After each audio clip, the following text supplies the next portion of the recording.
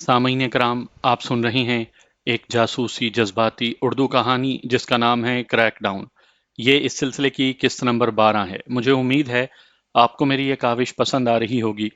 آپ نے اگر ابھی تک میرا چینل کہانی گھر سبسکرائب نہیں کیا تو ابھی میرے چینل کو سبسکرائب کر کے بیل نوٹیفیکیشن آن کر لیجئے تاکہ آنے والی ہر نئی کہانی کی اطلاع بر وقت آپ تک پہنچ سکے۔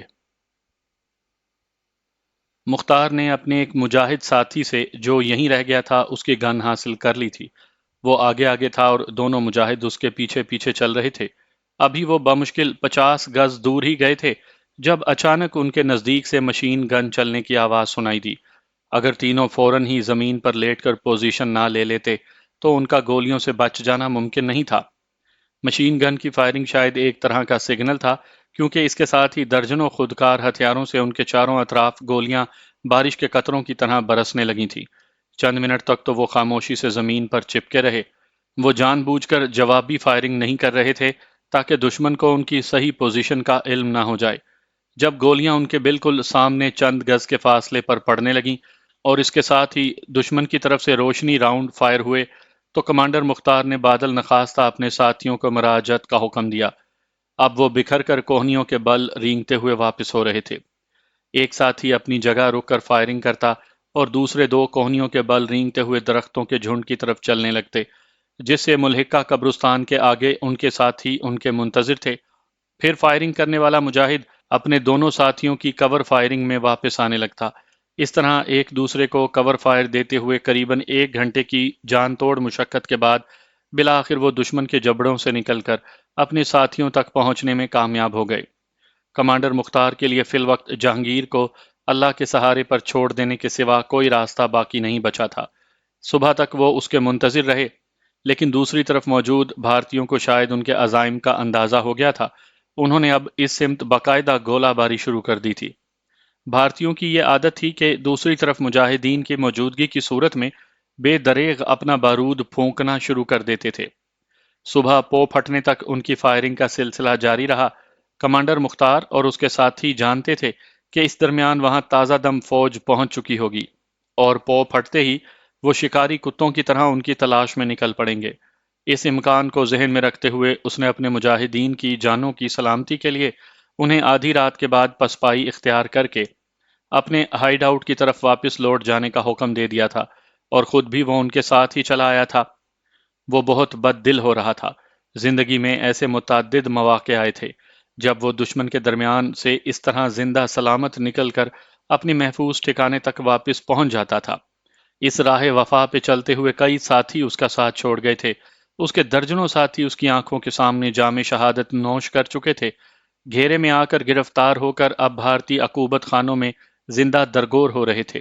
لیکن جہانگیر کے اس طرح بچھڑ جانے پر وہ بہت غمگین ہو گیا تھا۔ وہ دل ہی دل میں اللہ سے ایک ہی دعا مانگ رہا تھا کہ کسی بھی طرح جہانگیر دشمن کے جال سے صحیح سلامت باہر نکل آئے۔ ایک ہی وہمہ بار بار اس کی جان کو آ رہا تھا کہ دشمن شاید پہلے ہی سے ان کی ممکنہ کارروائی کا اندازہ لگا چکا تھا، جس کے بعد اس نے مکمل تیاری کے ساتھ انہیں گھیرے میں لیا تھا۔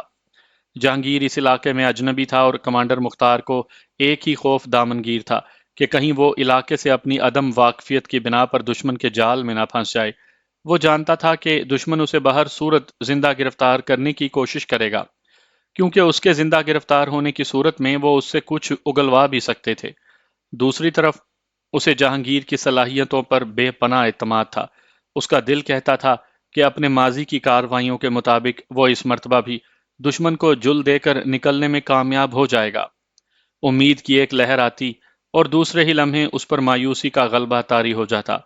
اسی یاسیت کے عالم میں اس نے اپنے ہائیڈ آؤٹ پر صبح کی نماز ادا کی تھی۔ کرنل گوپال کرشنا نے جب یہ سنا کہ گرفتار ہونے والا جہانگیر ہے تو بے اختیار ایک زوردار کہا اس کے حلق سے برآمد ہوا۔ سر، بڑا گڈ لک سائن ہے، میجر رائے نے اس کی ہنسی میں شامل ہوتے ہوئے کہا۔ کرنل گوپال کرشنا نے اپنے ہاتھ سے 2 پیگ تیار کیے تھے اور ایک پیگ خود ہی نشہ فتح سے سرشار میجر رائے کو تھما کر اس کے جام سے جام ٹکرایا۔ آج رات ان کی ملاقات گرفتار دہشت گردوں سے کروانا تھی۔ میر صاحب یہ بڑے ہوشیار لوگ ہیں، انہوں نے یقیناً راستے پر ہی گھات لگائی ہوگی۔ شاید انہیں شک ہو گیا کہ ہم اتنی جلدی ان کی ڈیمانڈ اسی لیے مان گئے ہیں کہ ہماری نیت میں کھوٹ آ چکا ہے۔ میرا اندازہ یہی ہے کہ ان لوگوں نے ہمارے ارادے بھانپ کر ہی ڈی آئی جی رادھے شیام کے اغوا کا منصوبہ بنایا ہوگا، تاکہ ہم وارننگ دے کر اپنے ارادوں سے باز رکھ سکیں۔ کرنل گوپال کرشنا نے حلق میں شراب کا گھونٹ انڈیلتے ہوئے کہا، بیچارے مجاہدین۔ میجر رائے نے اس طرح نفرت اور حقارت سے ہونٹ سکوڑے کہ کرنل کرشنا مسکرائے بغیر نہ رہ سکا۔ حقائق کا علم تو جہانگیر کی زبانی ہی ہوگا، لیکن میرا اندازہ ہے کہ وہ اتنی آسانی سے زبان نہیں کھولے گا۔ میر صاحب اس بات کا خیال رہے کہ یہ ہمارا خاص مہمان ہے، اسے مرنے نہیں دینا۔ ابھی اس کی زبان کھلواؤ، جب وہ بولنے لگے تو میں خود اس کی تفتیش سنبھال لوں گا۔ مجھے اس سے بہت کچھ اگلوانا ہے، اور ہاں، کمانڈر مختار اس کی گرفتاری پر بوکھلا کر کچھ بھی کر گزرے گا۔ اس ایریا کے تمام ایجنٹوں کو صاحب وان یعنی ہوشیار کر دو۔ آرمی والوں سے کہہ دو کہ سٹینڈ بائی رہیں، کچھ بھی ممکن ہے۔ کرنل گوپال کرشنا نے اپنا اندیہ ظاہر کیا۔ سر، آج صبح ہی اگر اس ایریا میں فوج کا گشت بڑھا دیا جائے تو ان کی حوصلہ شکنی ہوگی۔ اگر ان لوگوں نے راستے پر گھات بھی لگانی ہے تو بھی ہم انہیں دن کے اوقات میں ہی ہنٹ کر سکتے ہیں۔ میجر رائے نے اپنی پیشکش کی۔ رائٹ۔ یہ کہہ کر کرنل گوپال کرشنا نے اپنے آپریٹر کو فوراً سینٹرل کمانڈ سے رابطے کی ہدایت کی، اور تھوڑی دیر کے بعد ہی رات کے آخری پہر میں بریگیڈیئر کمانڈر لائن پر اس سے ہم کلام تھا۔ کرنل گوپال کرشنا نے اسے صورتحال سے مطلع کرنے کے بعد صبح ہی بانڈی پورہ کی طرف جانے والی سڑک کے ساتھ ساتھ موجود پہاڑی سلسلے میں فوج کا گشت بڑھانے کی درخواست کی تھی، اور اسے اپنی اطلاعات کے حوالے سے آگاہ کیا تھا کہ اس ایریے میں مجاہدین نے تازہ مورچہ بندیاں کر لی ہیں، اور اب گھات لگا کر حملوں کا سلسلہ شروع کرنے جا رہی ہیں۔ بریگیڈیئر کمانڈر بھی راہ کا کچھ زیادہ ہی تابع دار دکھائی دے رہا تھا۔ اس نے ایک لمحے کا توقف کیے بغیر اپنے جوانوں کو ریڈ الرٹ دے دیا تھا۔ بھارتی فوج کے جوان تیار ہو رہے تھے۔ صبح سورج کی پہلی کرن پھوٹنے پر انہوں نے اپنی کارروائی کا آغاز کر دیا۔ بانڈی پورہ کے گرد و نواح میں واقع چھاؤنیوں سے بھارتی فوجیوں کے حالت جنگ میں تیار دستے برق رفتاری کے ساتھ بانڈی پورہ کی طرف بڑھ رہے تھے۔ ان کے گروپس کے کمانڈرز بطور احتیاط پہلے ہی سے سڑک کے دونوں اطراف گولہ باری شروع کروا چکے تھے۔ پہلے ایڈوانس مشینی دستے اپنے دائیں بائیں شدید گولہ باری کرتے، جس کے بعد پیدل فوج ان کے کور میں آگے بڑھتی۔ مجاہدین اس اچانک افتاد کے لیے تیار نہیں تھے۔ انہوں نے تو کچھ مقامات پر گھات صرف اس لیے لگائی تھی کہ جب راہ والے ان کے ساتھیوں کو شہید کرنے کی نیت سے اس طرف لائیں گے تو وہ اپنی ممکنہ حد تک مدافعت کر کے اپنے کچھ ساتھیوں کی زندگیاں تو بچا سکیں گے۔ لیکن اتنی بڑی تعداد میں فوج کا حملہ روکنے کے لیے وہ ذہنی طور پر تیار ہی نہیں تھے، نہ ہی ان کے پاس اس نوعیت کا اسلحہ تھا کہ وہ بھارتی فوج کو اس کی زبان میں جواب دے سکتے۔ اپنی بے بسی اور ستم ظریفی کا شکار مجاہدین اپنے سینے میں بھارتی فوج سے دو دو ہاتھ کرنے کے عزائم لیے بادل نخواستہ پسپائی اختیار کرنے پر مجبور ہو گئے تھے۔ ان کے کمانڈرز کے لیے فی الوقت سب سے اہم کام اپنے مجاہدوں کی زندگیوں کی حفاظت تھی۔ بھارتی فوج کا یہ قرض تو وہ کسی بھی وقت سود سمیت ادا کر سکتے تھے۔ انہوں نے اپنے مجاہدین کو گولہ باری کے آغاز پر ہی ہدایت کر دی تھی کہ وہ بلندی کی طرف واپس لوٹ جائیں اور گھنے جنگلوں میں اپنے محفوظ ٹھکانوں پر منتقل ہو جائیں۔ پسپا ہونے والے مجاہدین کی شدید خواہش تھی کہ وہ کچھ دیر کے لیے ہی صحیح بھارتی فوج سے دو دو ہاتھ تو کریں، لیکن ان کے کمانڈروں کو اس تلخ حقیقت کا شدت سے احساس تھا کہ ان کے پاس بمشکل دو مشین گنیں، تین چار ہینڈ گرنیڈ پھینکنے والی گنیں اور دو چار راکٹ لانچر تھے، یا پھر کلاشن کوف رائفلیں، اور اس سامان کی حیثیت تھی ہی کیا۔ دشمن ٹینکوں اور بختر بند گاڑیوں پر سوار ہو کر اپنی توپوں کے ساتھ ان کے تعاقب میں آ رہا تھا۔ انہوں نے پسپا ہوتے ہوئے بھی اپنے محفوظ ٹھکانوں سے اپنے نشانے پر آنے والے 10-15 بھارتیوں کو ضرور جہنم رسید کر دیا تھا۔ 3 گھنٹے کی اس گولہ باری اور بے تحاشا بارود پھونکنے کے بعد بھارتی فوج کے سورماؤں نے جب ان پہاڑی سلسلوں کا کنٹرول سنبھالا اور انہیں اس بات کا یقین ہو گیا کہ مجاہدین موجود نہیں رہے، تو ان کے 15 ساتھیوں کی لاشیں ان کا منہ چڑھا رہی تھیں۔ اس کے برعکس مجاہدین کا ایک جوتا بھی وہاں نہیں تھا، البتہ ان کی طرف سے فائر کی گئی گولیوں کے کچھ خول اور کھانے پینے کے کچھ خالی پیکٹ اس بات کا ثبوت تھے کہ یہاں کچھ دیر پہلے مجاہدین موجود تھے۔ دروازہ اچانک ہی کھلا تھا۔ شاید پہرے دار کسی کونے سے نمودار ہوئے تھے۔ انہوں نے جہانگیر کو ہوش میں آتا دیکھ لیا تھا۔ اس نے اپنی آنکھیں بند کر رکھی تھیں اور لمبے لمبے سانس لے رہا تھا جب اچانک ہی اس کے سیل کے باہر بڑا سا تالا کھٹاک کی آواز سے کھلا۔ اس کے ساتھ ہی سلاخوں والا دروازہ بھی کھلتا چلا گیا۔ اچانک ہی سیل میں جیسے طوفان بدتمیزی گھس آیا تھا۔ وہ تعداد میں 5 تھے۔ اس کی ٹانگ سے منسلک لوہے کی زنجیر کا جو سرا سلاخوں والے دروازے کے ساتھ بندھا تھا وہ کھول دیا گیا، لیکن ابھی تک دوسرا سرا بدستور اس کی ٹانگ سے بندھا تھا۔ 3 4 پہرے دار اکٹھے اس پر دوبارہ پل پڑے۔ وہ جنونیوں کی طرح اسے پاؤں کی ٹھوکریں مارتے اور گالیاں دیتے ہوئے دھکے دے کر باہر لے آئے۔ جیسے ہی وہ سیل سے باہر نکلا، اچانک اسے یوں لگا جیسے وہ اندھا ہو گیا ہو۔ اسے بعد میں علم ہوا کہ یہ تو یہاں کی نارمل پریکٹس ہے۔ ایک کونے میں کھڑے گارڈ نے اس کے باہر نکلتے ہی ایک بڑا سا کمبل جہانگیر پر اس طرح پھینکا جیسے کسی جانور کو پکڑنے کے لیے اس پر جال پھینکا جاتا ہے۔ اس کے ساتھ ہی ایک محافظ نے اس کے پاؤں میں بندھی زنجیر کے سرے کو زور سے جھٹکا دیا اور وہ زمین پر گر پڑا۔ جہانگیر کو ایک لمحے کے لیے احساس ہوا جیسے وہ دم گھٹنے سے مر گیا ہو، کیونکہ کمبل سے اس کا سارا وجود ڈھانپا گیا تھا اور سانس لینا دوبھر ہو رہا تھا۔ پھر اچانک ہی اس احساس پر بے پناہ اذیت غالب آ گئی۔ اسے اپنے بدن کی ایک ایک ہڈی تڑکتی ہوئی محسوس ہو رہی تھی، کیونکہ اس کے سر پر موجود تمام پہرے داروں نے اپنے ہاتھوں میں پکڑے ڈنڈوں سے اسے وحشیوں کی طرح پیٹنا شروع کر دیا تھا۔ اس وحشیانہ عمل کے خاتمے پر انہوں نے جہانگیر کو زمین پر گھسیٹنا شروع کر دیا اور اس طرح گھسیٹتے ہوئے اسے ایک چھوٹے سے کمرے تک لے گئے، جس کے ایک کونے میں میز پر ٹیپ ریکارڈر رکھا تھا اور دوسرے کونے میں ایک لمبے قد اور بڑی بڑی مونچھوں والا درمیانی عمر کا ایک شخص جو شکل ہی سے جلاد دکھائی دے رہا تھا، اپنے دونوں ہاتھ کمر کے پیچھے باندھے اسے خونی آنکھوں سے گھور رہا تھا۔ اس کمرے کے دوسرے کونے میں ایک میز پر انسانی جسم پر تشدد کرنے والے آلات بھی رکھے ہوئے تھے۔ ایسے لوہے کے مختلف شکنجے صدیوں پہلے کی غیر مہذب اقوام اپنے دشمنوں کو اذیت ناک موت سے دوچار کرنے کے لیے استعمال کیا کرتے تھے، لیکن یہ لگتا تھا جیسے آج بھی اس دور کی ساری وحشت اور درندگی اس قوم میں در آئی ہے جس سے مجاہدین کا واسطہ ہے۔ سیل سے اسے گھسیٹ کر لانے والوں نے ایک بنڈل کی طرح اس لمبے تڑنگے آدمی کے سامنے پھینک دیا جو یہاں ہلاکو خان کے نام سے جانا جاتا تھا۔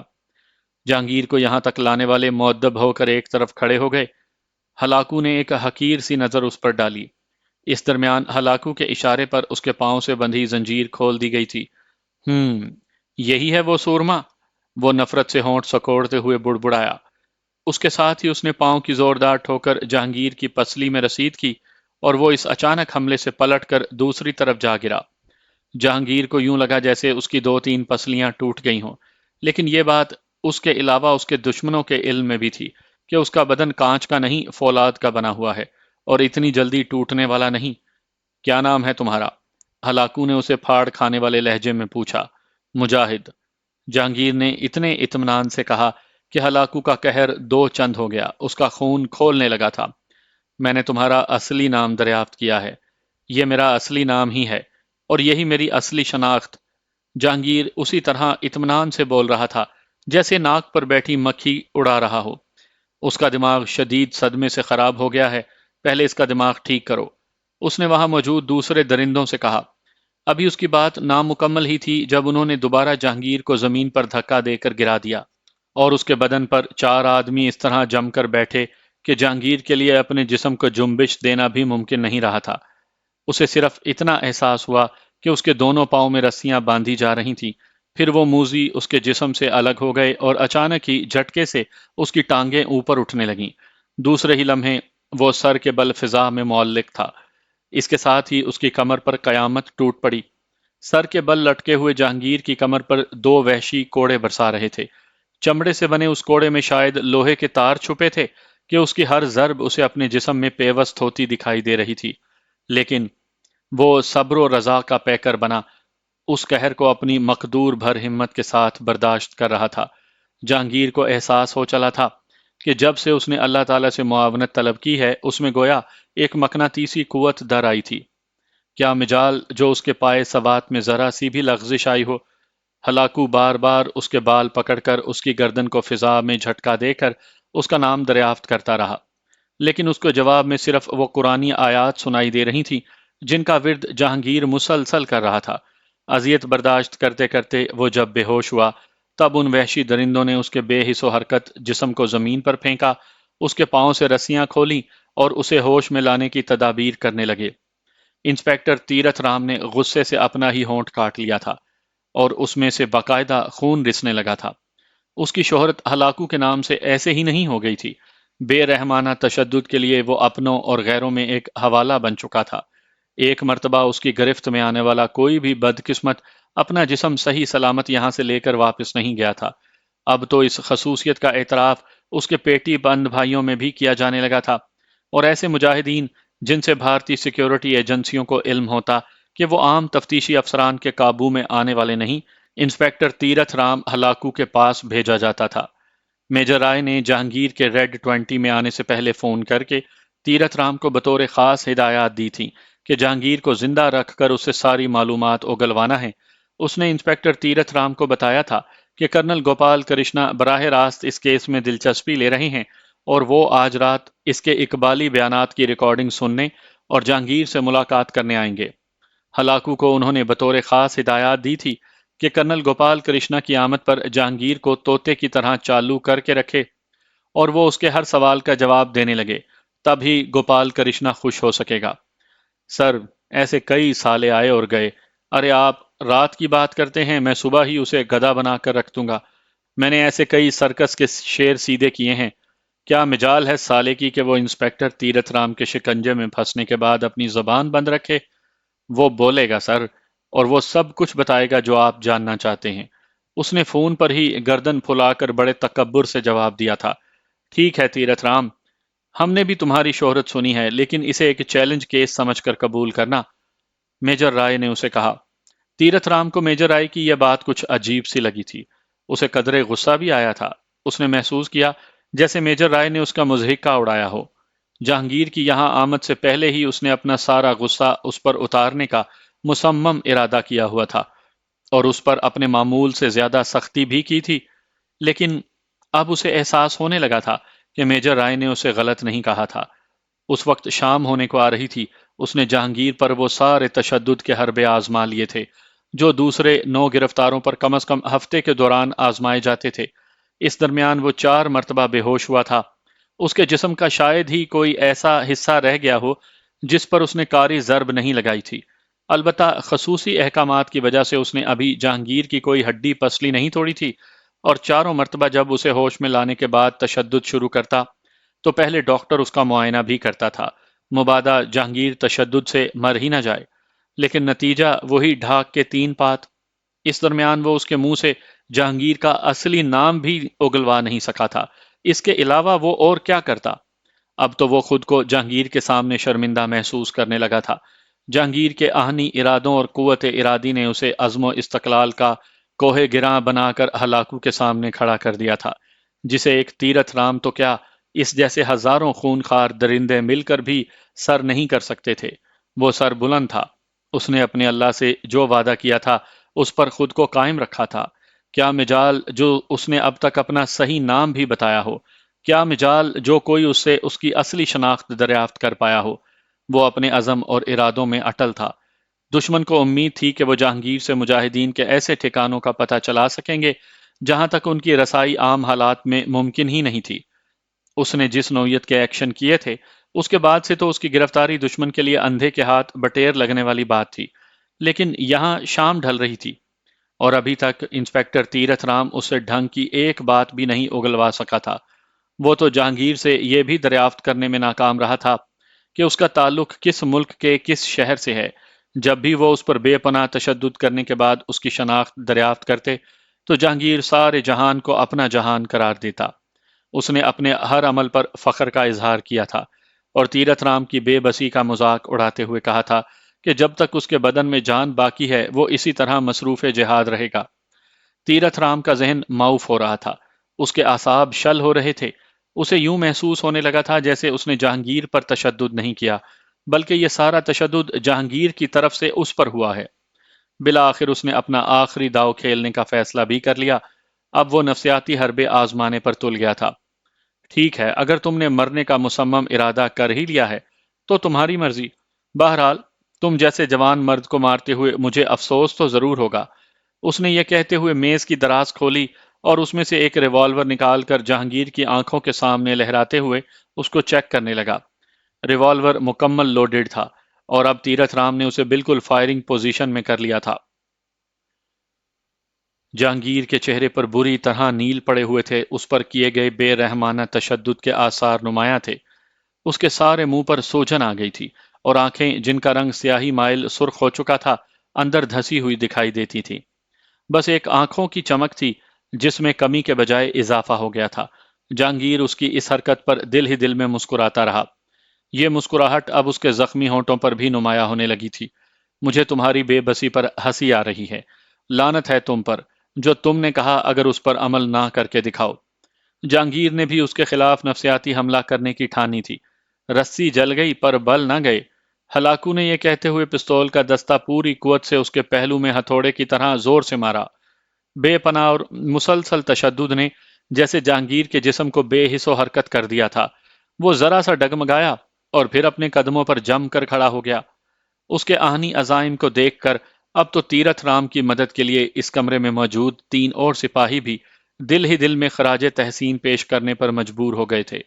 انہوں نے اپنی ساری زندگی میں ایسا مضبوط اور فولادی اعصاب کا حامل آتکوادی نہیں دیکھا تھا جو اب بھی تیرتھ رام کی طرف دیکھ کر مسکرا رہا ہو۔ بے وقوف گدھے، تم کیا سمجھتے ہو مجھے جان سے مار کر جیت جاؤ گے؟ اپنے مقصد میں کامیاب ہو جاؤ گے؟ میں مر کر بھی تمہارے لیے عذاب بنا رہوں گا۔ یاد رکھنا ہمارے نزدیک جسم کی موت کوئی حیثیت نہیں رکھتی۔ شہادت تو ہمارا اعزاز ہے۔ اگر تم میں ہمت ہے، اگر تم اپنی ماں کے جنے ہو تو ایک سوال کا جواب بھی میری زبان سے اگلوا کر دکھاؤ۔ اس کی آواز میں جانے کیا قہر برس رہا تھا کہ تینوں سپاہی سہم کر رہ گئے۔ لیکن دوسری طرف انسپیکٹر تیرتھ رام ہلاکو غصے سے باولا ہو گیا۔ اس نے جہانگیر کو غلیظ گالیاں بکتے ہوئے ریوالور میز پر رکھا اور ایک کونے میں دھرا لوہے کا راڈ اٹھا کر اس پر پل پڑا۔ جہانگیر یہی چاہتا تھا۔ جیسے ہی ہلاکو نے اس کے پہلو میں راڈ مارا، جہانگیر ڈگمگایا اور چکرا کر میز کی طرف جھکا۔ اس کے گرنے کا انداز بالکل فطری تھا، جس پر کسی معمولی شبے کی گنجائش بھی نہیں تھی، لیکن دوسرے ہی لمحے ساری بازی پلٹ چکی تھی۔ میز پر رکھا ریوالور اب اس کے ہاتھ میں تھا۔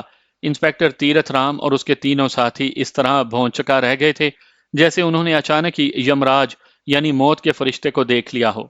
جہانگیر قہر کا دیوتا بن کر اس طرح انہیں گھور رہا تھا جیسے کچا ہی چبا جائے گا۔ اس کی آنکھوں سے برستا قہر چاروں کو اپنے تن بدن میں اترتا محسوس ہو رہا تھا۔ اس طرف تمہارا دماغ خراب ہے کیا؟ تھوک نگل کر انسپیکٹر تیرتھ رام نے کہا تھا، لیکن ابھی اس کا فکرہ بمشکل مکمل ہوا تھا کہ اسے اپنے دائیں پہلو کی ساری ہڈیاں ٹوٹنے کا احساس ہوا۔ جہانگیر نے ایک قدم آگے بڑھ کر اپنی جگہ پر کھڑے کھڑے اس کے پہلو میں لات رسید کی تھی، اور انسپیکٹر تیرتھ رام کو یوں محسوس ہوا تھا جیسے کسی نے آہنی راڈ سے اسے چوٹ لگائی ہو۔ درد کی شدت سے بے قابو ہو کر وہ زمین پر گرا تڑپ رہا تھا۔ اس کے تینوں ساتھی پتھر کے بت بنے وہاں سہمے کھڑے تھے۔ جہانگیر نے دروازے کو اندر سے کنڈی لگا دی تھی۔ دوسرے ہی لمحے اس نے زمین پر گرے تیرتھ رام کی گردن پر جھک کر اپنا گھٹنا رکھا اور ریوالور کی نال اس کے منہ میں داخل کر دی۔ اگر تمہارے حلق سے ایک آواز بھی نکلی تو میں ساری گولیاں تمہارے معدے میں اتار دوں گا۔ اس نے قہر برساتی آواز میں انسپیکٹر تیرتھ رام کو اعصابی کوڑا رسید کیا۔ تیرتھ رام اسی طرح سہم کر خاموش ہوا تھا جیسے زور زور سے روتے بچے کو بسا اوقات اس کا باپ زوردار تماچا رسید کر کے خاموش کروا دیتا ہے۔ اس نے تیرتھ رام کا منہ زمین کی طرف کروا کر اسے دونوں ہاتھ سیدھے رکھنے کا حکم دیا تھا۔ پھر اس نے وہاں موجود 3 سپاہیوں میں سے 2 کو اس پوزیشن میں زمین پر لٹا دیا اور اب وہ تیسرے سے مخاطب ہوا۔ ان دونوں کے ہاتھ پاؤں رسی سے مضبوطی سے باندھ دو۔ ایک بات کا دھیان رکھنا کہ اگر مجھے ایک لمحے کے لیے بھی شک گزرا کہ تم نے کوئی چالاکی دکھائی ہے تو میں تمہیں جہنم رسید کر دوں گا۔ اس نے ریوالور کی نالی کو کن پٹی پر جماتے ہوئے حکم دیا۔ بمشکل 3 منٹ کے بعد اس نے اپنے دونوں ساتھیوں کو جہانگیر کے اطمینان کے مطابق اس طرح باندھ دیا تھا کہ وہ جنبش بھی نہیں کر سکتے تھے۔ جہانگیر نے ان کی طرف سے مطمئن ہونے کے بعد اسے زمین پر اس طرح لیٹنے کا حکم دیا اور اب وہ انسپیکٹر تیرتھ رام سے اس کی مشقیں کسوا رہا تھا۔ یہ سارا عمل 5 منٹ میں مکمل ہو گیا۔ اس دوران اس نے ایک سپاہی کی گرم جرسی پہن لی تھی۔ جہانگیر نے تینوں کے منہ میں اس طرح کپڑے ٹھونس دیے تھے کہ وہ بیچارے اب صرف سانس ہی لے سکتے تھے۔ اپنے سائز کے مطابق دوسرے سپاہی کے بوٹ اس نے گرم جرابوں کے ساتھ پہن لیے تھے۔ یہاں سے مطمئن ہو کر وہ تیرتھ رام سے مخاطب ہوا۔ میرے آگے آگے اس طرح چلو جیسے یہاں کچھ نہیں ہوا۔ یہاں سے باہر تک مجھے مکمل حفاظت سے لے جانا تمہارا فرض ہے۔ جہاں مجھے خطرے کا احساس ہوا میں فوراً تمہیں جان سے مار ڈالوں گا۔ اب اس بات کا فیصلہ تم خود کر لو کہ میرے ساتھ کوئی ہوشیاری کر سکتے ہو یا نہیں۔ یہ بات یاد رکھنا کہ میں نے جو کہا ہے اس پر عمل بھی کر سکتا ہوں۔ کم از کم تمہیں اس بارے میں کوئی غلط فہمی نہیں ہونی چاہیے۔ جہانگیر اگر کچھ بھی نہ کہتا تو بھی انسپیکٹر تیرتھ رام کو اس سے متعلق کوئی غلط فہمی نہیں رہ گئی تھی۔ وہ کم از کم ایک بات ضرور سمجھ گیا تھا کہ یہ کوئی جنونی شخص ہے جسے اپنی جان کی ذرا بھی فکر نہیں، اور وہ ایک لمحے میں اس کی جان بھی لے سکتا تھا، جبکہ تیرتھ رام کو اپنی جان بڑی عزیز تھی۔ اس نے سوچا اگر اسے قتل کرنے کے بعد جہانگیر گرفتار بھی ہو جائے تو تیرتھ رام کو اس کا کیا فائدہ؟ وہ تو مر چکا ہوگا، اور اس بات کا تو سوال ہی نہیں اٹھتا تھا کہ انسپیکٹر تیرتھ رام زندہ بھی رہتا اور جہانگیر کو دوبارہ گرفتار بھی کروا دیتا۔ اسے اندازہ تھا کہ یہ تو ناممکن ہے کہ وہ ایک مرتبہ خطرے کا معمولی سا احساس ہونے پر اسے زندہ چھوڑ دیتا۔ انسپیکٹر تیرتھ رام کے لیے اب تمام امکانات ثانوی حیثیت اختیار کر چکے تھے۔ اسے فی الوقت اس خونی بلا کے شکنجے سے اپنی جان کو نکالنا تھا، جس کے بعد ہی وہ کچھ کر پاتا۔ اگر تم وعدہ کرو گے کہ مجھے زندہ چھوڑ دو گے تو میں تمہیں یہاں سے صحیح سلامت باہر تک لے جاؤں گا۔ بصورت دیگر تم مجھے گولی تو مار دو گے لیکن تم بھی باہر نہیں جا پاؤ گے۔ اس نے اچانک ہی حوصلہ کرتے ہوئے جہانگیر سے کہا۔ جہانگیر اس سے کوئی وعدہ کرنے کی پوزیشن میں نہیں تھا۔ اس کا دل نہیں چاہتا تھا کہ اسے معاف کر دے، لیکن دوسرے ہی لمحے ایک خیال بجلی کے کوندے کی طرح اس کے ذہن میں لپکا۔ اس نے سوچا کہ راہ کو اس کی اصلیت کا علم تو ہوگا۔ اگر ایک مرتبہ وہ انسپیکٹر تیرتھ رام کی مدد سے یہاں نکلنے میں کامیاب ہو گیا تو انسپیکٹر تیرتھ رام کو راہ والے ضرور زندہ درگور کر دیں گے۔ یہ بھی تو ممکن تھا کہ وہ اگر زندہ مجاہدین کے ہاتھ لگ جائے تو اسے سودے بازی کے لیے استعمال کر لیتے، یا پھر اس کے ممکنہ انجام سے خوف زدہ کر کے اس سے کوئی اور کام لے لیتے۔ اس نے سوچا کہ اپنی حد تک وہ ضرور وعدہ کر لے، لیکن اس بات کی گارنٹی نہیں دے کہ مجاہدین اس کے متعلق کیا فیصلہ کریں گے۔ دیکھو، میں تمہیں نہیں ماروں گا لیکن کسی اور کی ضمانت نہیں دے سکتا، اس نے فیصلہ کن لہجے میں کہا۔ انسپیکٹر تیرتھ رام اس کی اس بات پر مطمئن ہو گیا۔ ٹھیک ہے، چلو تم میرے پیچھے پیچھے آنا۔ اس نے دروازہ کھول کر باہر جھانکنے کے بعد اسے کہا۔ ٹھیک ہے، لیکن جہاں میرے اور تمہارے درمیان فاصلہ 2-3 قدم سے زیادہ بڑھا میں تمہیں بے دریغ گولی مار دوں گا۔ جہانگیر نے اس کے کان کے نزدیک منہ لا کر سرگوشی کی۔ اچھا اچھا، انسپیکٹر تیرتھ رام نے سہم کر کہا۔ وہ زندگی میں پہلی مرتبہ خوف زدہ ہوا تھا۔ بھگوان جانے اس لڑکے میں کیا شکتی سمائی تھی کہ انسپیکٹر تیرتھ رام ہلاکو خود کو بالکل بے بس محسوس کرنے لگا تھا۔ اس کی فی الوقت یہی کوشش تھی کہ جیسے بھی ممکن ہو اس جنونی کو یہاں سے باہر نکالے، جس کے بعد ہی وہ خود کو محفوظ سمجھ سکتا تھا۔ ریڈ 20 کے بارک کی طرف کوئی نہیں آتا تھا۔ یہ تفتیشی کمرے پہرے داروں کی بارکوں سے دور بنائے گئے تھے تاکہ مظلوموں کی چیخوں کی آوازیں یہاں تک پہنچ کر جوانوں کی نیند خراب نہ کریں۔ یہاں صرف ملازم لائے جاتے تھے یا پھر تفتیش کرنے والے افسر ہوتے تھے۔ یہ ان کی ثوابدید پر منحصر تھا کہ وہ اپنے زیر تفتیش ملزم کو کتنی دیر تک اپنے پاس رکھتے ہیں۔ عموماً یہاں صبح کو لائے جانے والے ملزم کو سارا دن اور ساری رات یہاں رکھا جاتا تھا۔ خصوصی حالات میں یہ وقفہ مزید بڑھ سکتا تھا اور بسا اوقات 3-4 دن مسلسل ایک ہی شخص پر ظلم و ستم کے پہاڑ توڑے جاتے تھے۔ کیمپ کمانڈنٹ کو اس بات کا علم تھا کہ صبح انسپیکٹر تیرتھ کے پاس جس خطرناک دہشت گرد کو لے جایا گیا ہے وہ کون ہے اور اسے وہاں کتنے عرصے تک رہنا ہوگا۔ اس درمیان اپنے تفتیشی کمرے میں موجود انٹرکام کے ذریعے وہ ہر چیز وہاں طلب کر سکتے تھے اور ایک دوسرے کو ہدایات بھی یہیں سے دی جا سکتی تھی۔ انسپیکٹر تیرتھ رام مرتا کیا نہ کرتا کہ مصداق اسے ایسے راستوں سے لے کر جا رہا تھا جس طرف اس کو جاتے ہوئے کوئی نہ دیکھ سکے۔ اس نے تفتیش کوٹھڑیوں کی پشت سے گھوم کر پارکنگ کی طرف جانے کا فیصلہ کیا تھا جہاں اس کی گاڑی موجود تھی۔ اس نے سوچا تھا کہ اگر وہ کسی طرح اسے گاڑی میں چھپا کر یہاں سے لے جاتا تو ممکن تھا کہ اس کی جان بخشی ہو جاتی۔ یہی ایک قدرے محفوظ راستہ تھا، ورنہ تو اس کے موت کے امکانات بہت بڑھ جاتے، کیونکہ ایک مرتبہ یہ علم ہونے پر کہ جہانگیر اسے یرغمال بنا کر یہاں سے لے جا رہا ہے، ان دونوں کے زندہ بچ جانے کے امکانات نہ ہونے کے برابر تھے، کیونکہ یہاں کے مکینوں کو انسپیکٹر تیرتھ رام کی زندگی سے زیادہ اپنی ساکھ عزیز تھی۔ وہ اس بات کی کبھی پرواہ نہ کرتے کہ تیرتھ رام کے ساتھ کیا گزرتی ہے۔ وہ جہانگیر کو یہاں سے کسی قیمت پر زندہ نہ جانے دیتے۔ پارکنگ ایریا تک وہ دھڑکتے دل اور لرزتے قدموں سے اسے باحفاظت لے آیا تھا۔ اس کی خوش قسمتی یہ تھی کہ اندھیرا اترنے لگا تھا اور گہرے درختوں کی وجہ سے وہ قدرے محفوظ رہے تھے، کسی کا اس طرف دھیان نہیں گیا تھا۔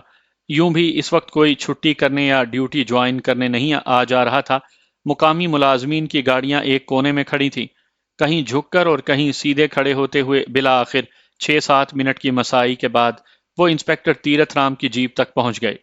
انسپکٹر تیرتھ رام کی فی الوقت صرف ایک ہی خواہش تھی کہ جیسے بھی ممکن ہو یہاں سے اس مصیبت کو نکال لے، کیونکہ اس دوران بھی 2-3 مرتبہ جہانگیر اس کی گردن سے ریوالور کی ٹھنڈی نوک لگا کر اسے صورتحال کی سنگینی کا احساس دلا چکا تھا۔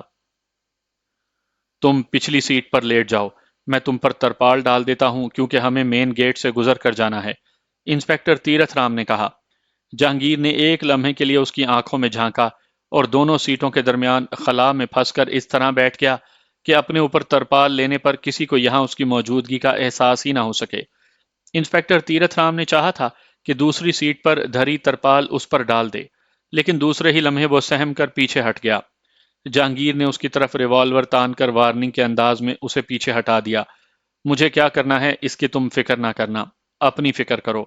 اگر گیٹ پر تمہارے ساتھ کوئی گڑبڑ ہوئی یا تم نے جیپ کو ایک لمحے کے لیے بھی کھڑا کرنے کا خطرہ مول لیا تو دوسرے ہی لمحے گولی تمہاری کھوپڑی کے پار ہوگی۔ خبردار کسی جگہ 1 منٹ کے لیے بھی نہ رکنا۔ اس کی وارننگ پگھلے ہوئے شیشے کی طرح انسپکٹر تیرتھ رام ہلاکو کے کانوں میں اتر گئی تھی۔ اس نے ڈرائیونگ سیٹ سنبھال لی، جیپ سٹارٹ کی اور چل دیا۔ پہرے داروں کے لیے اس کی شخصیت کوئی اجنبی نہیں تھی، لیکن وہ حیران ضرور ہوئے کہ آج اس طرح بے وقت وہ کہاں جا رہا ہے۔ پھر یہ سوچ کر کہ یہ اس کا کوئی ذاتی معاملہ بھی ہو سکتا ہے، انہوں نے اس بات پر دھیان نہ دیا۔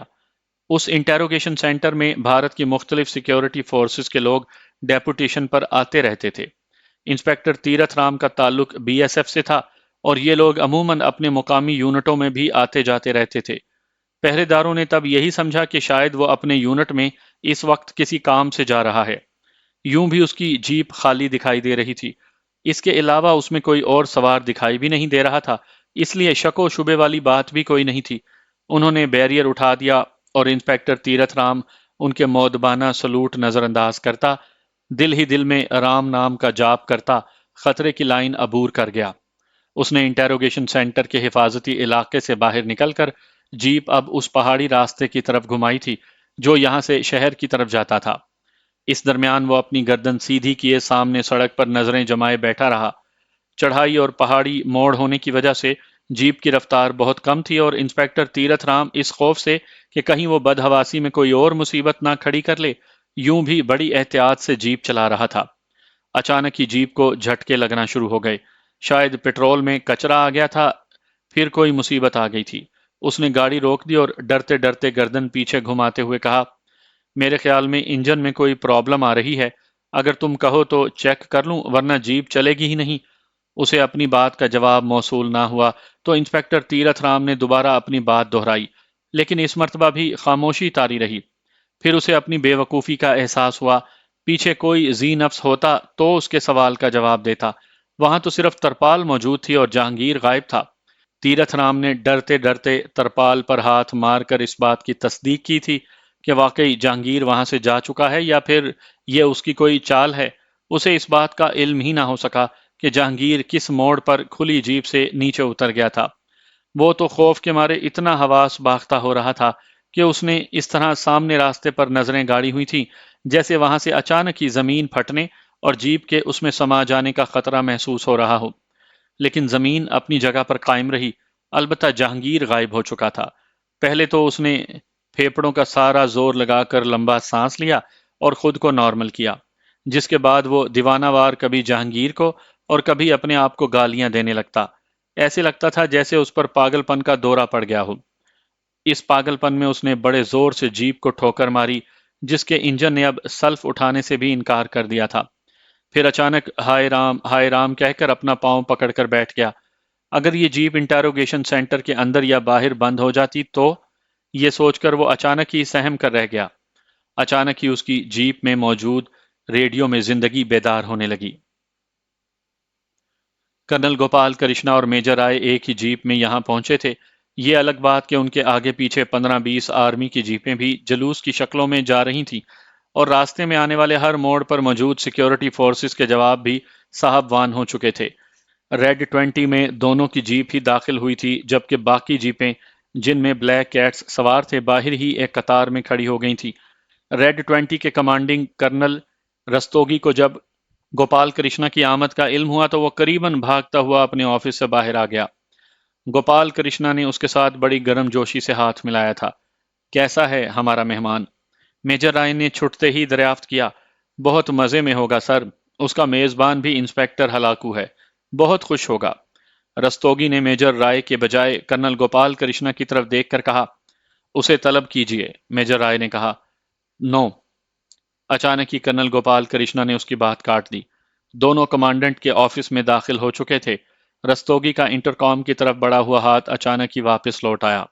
ہم خود وہاں جاتے ہیں، اس طرح اپنے گیسٹ کو سرپرائز بھی دے سکیں گے۔ کرنل گوپال کرشنا نے اپنے ہونٹوں پر زہریلی مسکراہٹ سجائی۔ رائٹ سر، میجر رائے نے اطاعت گزاری۔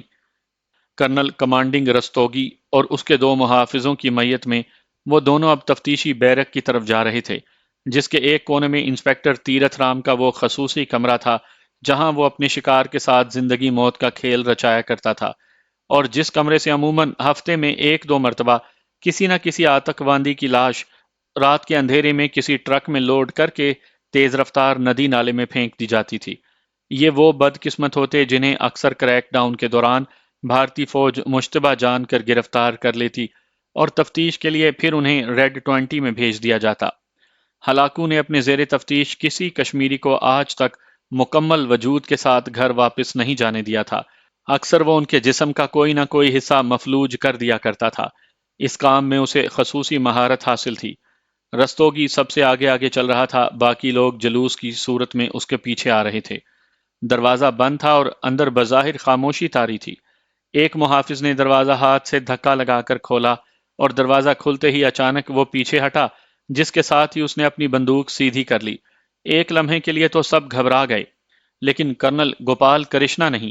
اس نے پہلے ہی اپنا ریوالور ہاتھ میں تھام لیا تھا، اور میجر رائے کے بعد وہ اندر داخل ہونے والا دوسرا آدمی تھا۔ کمرے کا منظر بڑا ہی تکلیف دہ تھا۔ تینوں ہی محافظ اس طرح بندھے پڑے تھے کہ بیچاروں کے لیے اپنی جگہ سے جنبش کرنا بھی ممکن نہیں رہا تھا۔ ان کے منہ میں کپڑے ٹھسے ہوئے تھے۔ رستوگی کے تو ہاتھ پاؤں ہی پھول گئے، لیکن کرنل گوپال کرشنا اپنی جگہ مضبوطی سے جم کر کھڑا رہا۔ اس نے اپنے ہونٹ سختی سے بھینچ رکھے تھے۔ ان کی رسیاں کھولو، میجر رائے نے دونوں محافظوں کو حکم دیا۔ تھوڑی دیر کے بعد تینوں سپاہی ان کے سامنے کھڑے تھے۔ ان کے بدن پر خوف اور شرمندگی سے ریشہ طاری ہو رہا تھا۔ میجر رائے کی 3-4 منٹ کی کوشش کے بعد بالآخر وہ اس قابل ہوئے کہ اپنے ساتھ گزرنے والی قیامت کا احوال سنا سکیں۔ اس دوران کرنل کمانڈنٹ رستوگی نے سارے کیمپ میں ریڈ الرٹ کر دیا تھا، اور اب اس کا ایک ساتھی اسے بتا رہا تھا کہ انسپیکٹر تیرتھ رام کی جیپ بھی غائب ہے، جس کا سیدھا مطلب یہی تھا کہ جہانگیر اس جیپ میں فرار ہوا ہے۔ اب انہیں یہ معلوم کرنا تھا کہ جیپ اس نے ہلاکو سمیت غائب کی ہے یا اسے ٹھکانے لگا کر غائب ہوا ہے۔ میجر رائے نے اپنے ساتھ آنے والے کچھ محافظوں کو وہاں طلب کر لیا تھا، اور اب تینوں سپاہی انہی بلیک کیٹس کے ساتھ راہ کے ایک سیف ہاؤس پر لے جائے جا رہے تھے، جہاں کرنل گوپال کرشنا خود صورتحال جاننا چاہتا تھا۔ اسے ایک ایک تفصیل درکار تھی۔ یہ معمولی حادثہ نہیں تھا۔ کرنل گوپال کرشنا کو یوں محسوس ہوا تھا جیسے مجاہدین نے بھرے بازار میں اس کے منہ پر زوردار تماچا رسید کر دیا ہو۔ رستوگی کے ساتھ وہ اس کے آفس میں آ گئے تھے، جہاں سے رستوگی نے اس امید پر انسپیکٹر ہلاکو کی جیپ میں موجود ریڈیو کے ذریعے اس سے رابطہ کیا تھا کہ شاید انہیں حالات کے سر پیر کا کوئی اندازہ ہو جائے۔ دوسرے ہی لمحے انسپیکٹر ہلاکو لائن پر تھا۔ رستوگی نے اس سے وائرلیس ریڈیو پر ہی سوال جواب شروع کر دیے۔ کرنل گوپال کرشنا بڑے انہماک سے ان کی گفتگو سن رہا تھا۔ ملزم تمہارے ساتھ ہے یا؟ رستوگی نے فوراً ہی عجیب سا سوال پوچھ لیا۔ وہ اپنے سوال کے ساتھ ہی کرنل گوپال کرشنا کے ہونٹوں پر پیدا ہونے والی زہریلی مسکراہٹ کو نہ دیکھ سکا۔